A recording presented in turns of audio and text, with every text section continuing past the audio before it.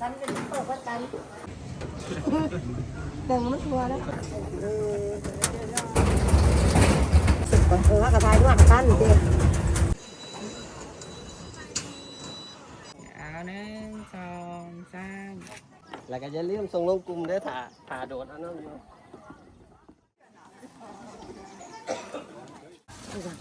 แดดบ่กินใกล้ภาพไปแล้ว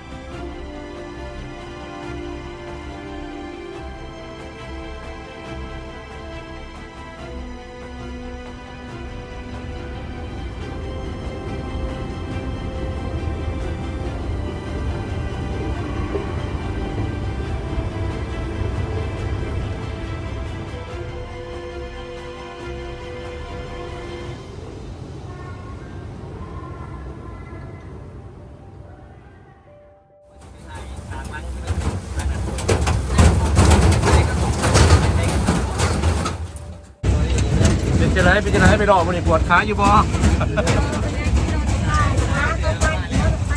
คือจะเป็นเจ้าค้าป่วยเลยมันยังอิ่มกับค้าป่วยที่ว่ามาเที่ยวนี่บ่รู้เดี๋ยวนี้ที่ว่าคุ้ม